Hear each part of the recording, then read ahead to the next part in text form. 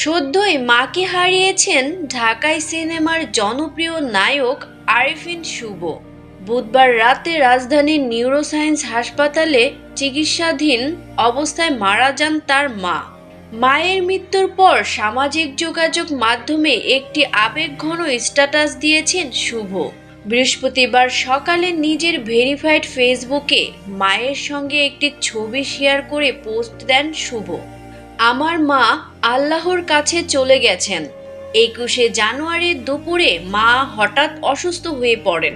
এরপর থেকে হাসপাতালের নিবিড় পর্যবেক্ষণ কেন্দ্রে মা জীবনের শেষ যুদ্ধটা করেছেন। মস্তিষ্কে রক্তক্ষরণজনিত কারণে সেটা শেষ হয়েছে 24 জানুয়ারি রাত 11টা 55 মিনিটে। ওই পোস্টেই তিনি আরও বলেন, বাদ ফজর ঢাকার কলোনি কেন্দ্রীয় জামে মসজিদ ও জামিউল উলুম মাদ্রাসা কমপ্লেক্স জানাজা শেষে মাকে শহীদ বুদ্ধিজীবী কবরস্থানে দাফন করা হয়েছে। শুভ বলেন, এর আগেও আপনারা সবাই আমার মায়ের জন্য দোয়া করেছেন। এবারও আপনারা আমার মাকে দোয়া রাখবেন ইনশাআল্লাহ। পোস্টে করার সঙ্গে সঙ্গেই বেশ প্রতিক্রিয়া পড়েছে নেটিজনদের।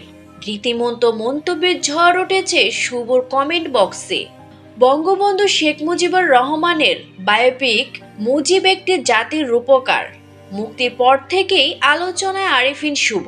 সিনেমায় তিনি শেখ মুজিবুর রহমানের চরিত্রে অভিনয় করেন। তার অভিনয় আলোচিত হয়েছে বিভিন্ন মহলে।